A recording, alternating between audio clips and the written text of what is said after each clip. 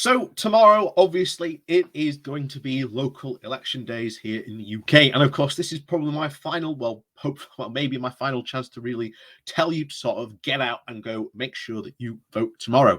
Remember, your bosses have to give you an hour by law to go out and vote.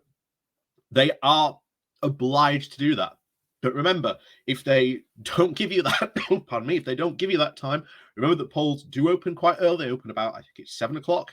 And of course, they close at 10. So there is enough time. If you do not want to do it during the day, there is enough time to go and do it first thing in the morning or in the evening at some time. You have plenty of time to go out and vote. Remember, if you've got your poll card, it will tell you where your voting station is. So remember to go there, not to another polling station.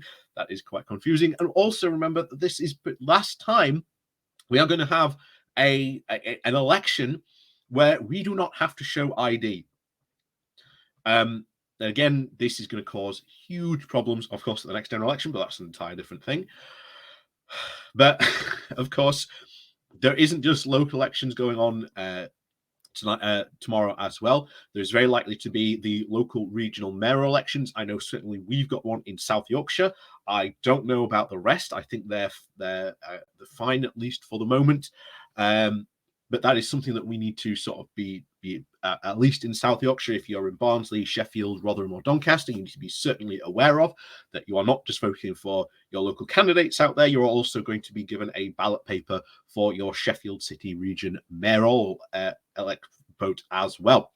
And remember how that is based. You get two choices. You get your first choice and you get your second choice. So you will effectively get two votes. So please do remember how that system works. Like I say, everyone should have had those little pamphlets. Remember to reread that to make sure that you know how those ballot vote papers work. So without a doubt, well, my last call, as always, please do remember to go out and vote. And like I say, tomorrow there will be no live stream tonight, but there will be one tomorrow. It could be very fun. I can tell you that for now. And one of the fun things that we'll be certainly be observing tomorrow night will be the Lib Dem Labour electoral pact that is very likely to be going on. So let's go diving into this and find out more about it and why the Tories should indeed be so scared of this. So before we do that, please remember to hit that like, share, and subscribe button. And of course, down below, there are links to my Patreon page and a one-off link called Buy Me Coffee, where you can, buy me coffee.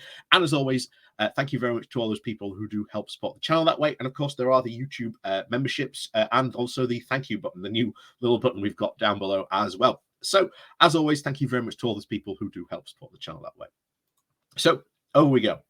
So this comes from The Guardian with the title of "The Tories are terrified of a Labour Lib Democrat pact and their right to be." Faced with the ongoing Partygate scandal and, of course, a porn-watching MP and a potential rout on a Thursday local elections, the Conservative Party chairman, Oliver Dowden, has gone on the attack. A front-page Daily Mail Sunday splash accused Keir Starmer and Ed Daley of making a pact to give each other a free run in seats in this week's polls. The Tories fear a progressive alliance, and the Labour and the Liberal Democrats seem to fear saying openly that they actually want one. What's going on here, and what could it mean for the next general election? We've talked about the likelihood of the pact happening before, and it certainly seems that this time there is more of a formal agreement going on behind the scenes, because you may remember in 2019, everyone was going, there's an electoral pact, there's an electoral pact, there's an electoral pact, but there wasn't really a formal one in place. Everyone was just saying, if you're in these seats, go vote this way. If you're in these seats, go vote this way. And there was a website set up saying to do that. And I did tell everyone, go do your research. If you are planning to vote tactically, go do your research first on your seats. Make sure you are. You do tend to do that, then make sure you do your research first, because there is no formal pact in place. But it does seem now that both the Labour and the Lib Dems have stood down candidates in certain seats, thus paving the way for, at the next general election, there to be a proper progressive alliance at pact, which could make things very, very interesting. So anyway, the article continues. From Dowden's point of view, on one level, it's a straight distraction. Make a loud noise and hope people look at your opponents, not you. But he is also onto something. In February, the Financial Times ran a well-briefed story that Starmer and Daley had an informal electoral pact to avoid competing with each other on certain seats. They stand candidates, but make very minimal effort in the campaign. It worked for the Lib Dems in Cheshire and Amersham and the North Shropshire by-elections, and for Labour in Batley and Spen. Not spending money you don't have to in seats you can't win makes obvious sense. But Dowden is alleging something deeper. His research department has found a dip in the number of Labour and Lib Dem candidates standing in May.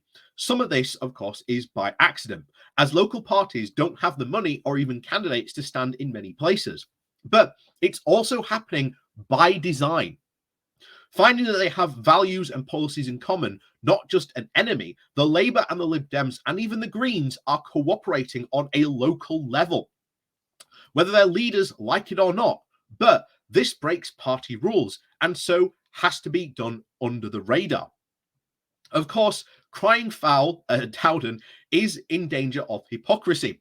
The Tories are very well aware of the benefits of electoral pacts. On Thursday, the UKIP and Reform UK, the successor to the Brexit Party, are only standing in a quarter of the candidates that they did in 2018, thereby trying to consolidate the regressive vote. And at the 2019 general election, there was a very clear pact between the Conservatives and the Brexit Party, the latter standing candidates aside because of shared values and the imperative not to split the vote.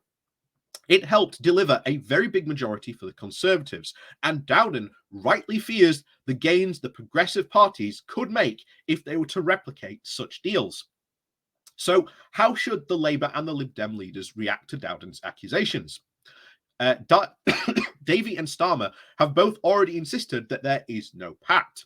But whatever they say, the polls show a hung parliament is likely at the next general election. And unless Labour secures a constant 20-point poll lead, the accusations of a secret pact and a coalition of chaos will continue. And the ace in Dowden's pack isn't Davey, but actually Nicola Sturgeon, whose SNP MP bloc is likely to be very decisive in any hung parliament. Labour can try to deny this very obvious truth and look evasive, or it can make a virtue of the electoral and intellectual strength of the cross-party alliances, who, after all, wouldn't want Caroline Lucas, the Green MP, in their dream cabinet. The upcoming by-elections in Talfin and Halton, and of course in Wakefield, will make it obvious once again that there is some sort of deal. Starmer and Davey must own the new politics, or the mire will forever be in the old. In this, obviously, the very same note, they obviously should stand up for the moral and stand up for the morality of standing aside to be a better placed to be in a progressive win. Dowden's argument is that the backroom deals deny voter choice. They must be confident. The reality is that the first past the voting system means that at least 71% of the votes are wasted to the benefit of the Tories. Remember, it takes around 38,000 votes to elect each Tory MP, but at least 50,000 for Labour and 250,000 for the Lib Dems, and at least 850,000 for the Greens. And of course, first past the post underpins our very tribal and adversarial winner-takes-all politics.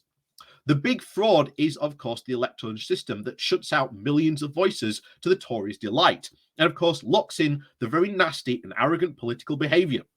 By standing aside once again and gaining office, progressives could pass legislation for proportional representation so that votes match seats and usher in a new democracy.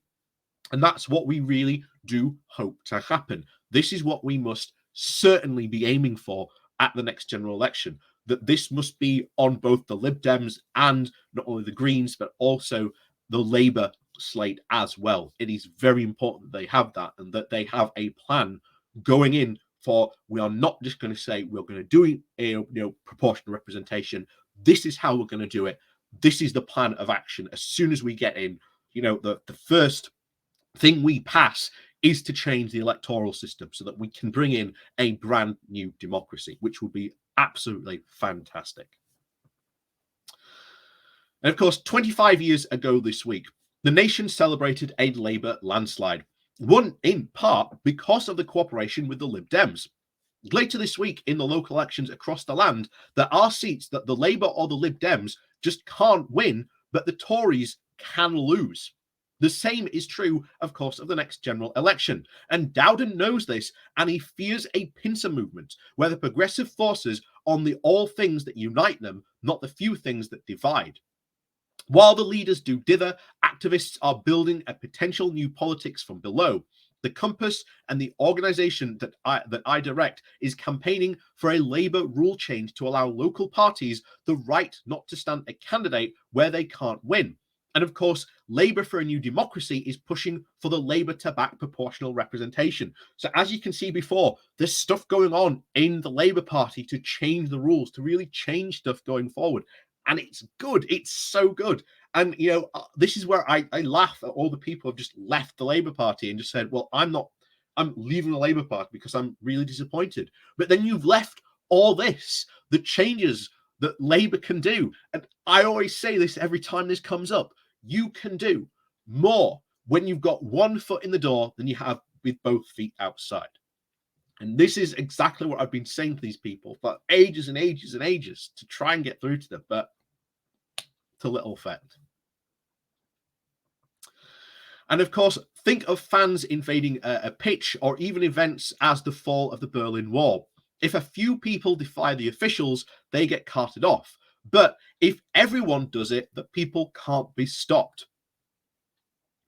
And of course, whether it's a progressive primaries to elect candidates and citizens' assemblies, or even a commitment to proportional representation, policies in this very desperate and obvious need of renewal. In a dysfunctional democracy, it is incapable of even decent behavior, let alone solving the huge challenges as the climate change crisis. But to get there, progressives are going to have to work together. This is what I've been constantly saying, guys. This is why I keep on saying, hey, guys, Labour has to be a big tent party. We have to be able to bring all the progressives, despite wherever they might be on that, that progressive scale. You have to be in that, that tent and party. We can't just abandon people. And that does include trying to get some of that centre, because as I always say, whenever this comes up, look at the polls. 25% are on the right, 25% on the left, and you've got this massive, depending on which poll you look at, from 30 to 35% come in as centrist. For any party beyond the left or beyond the right, under our system, they have to appeal to these centrist voters. And that means you don't get everything you want. But as I always said, if you have the chance to get 30%, 50% of what you want to do, that is far better than getting nothing done in politics. And that is a lot of the lesson that people still don't seem to have learned of all this. So anyway, back to this. But obviously to get there, the progressives are going to have to work together. They have a choice: win as one or lose apart. The stakes have never been higher. And I think that is worth echoing. Win as one or lose apart. That is the message we as progressives here in the UK have to take forward. Under our current system, you either have to vote Labour or you have to vote the Lib Dems, depending where you are. And your politics may not even align currently with the Lib Dems, who are arguably, especially when it comes to sort of economic choices, a lot closer to the Conservatives. And of course, you get a lot of people saying, oh, well, the Labour Party has become too right-wing. Labour Party has become right-wing. They are still very, very much a left-wing party. They've just moved more to the sort of the centrist position. They are sort of now still very much left, and we've seen them talk of stuff come out from like Angela Rayner, Rachel Reeves, look at the stuff they've been saying about the policies that they want to do. They are very, very progressive. So, as always, I want to echo that statement. We either win together or we lose separately. And I think that is the statement to take away, especially tomorrow. So, my last urging for you to all, again, please make time for yourself to go out and vote tomorrow. Get out there, go out and vote.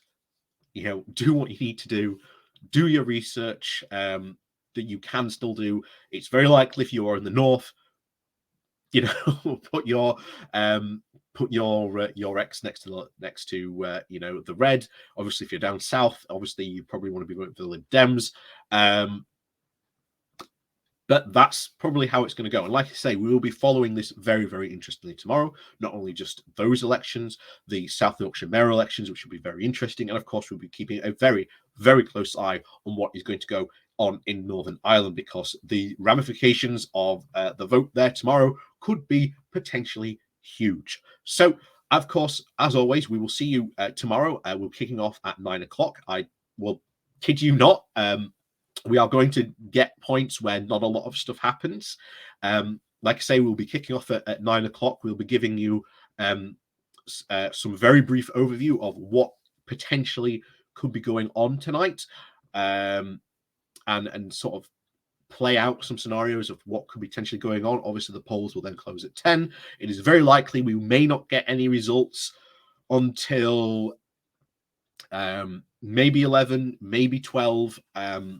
It's difficult to say. It will be a long stream. It will be periods of definite inactivity.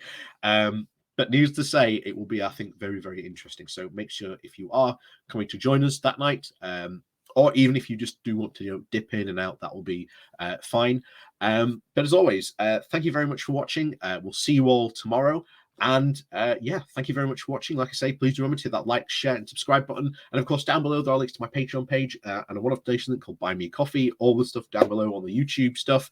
And of course, please do remember, get yourself out there, go out and vote. And of course, as always, we'll see you all next time.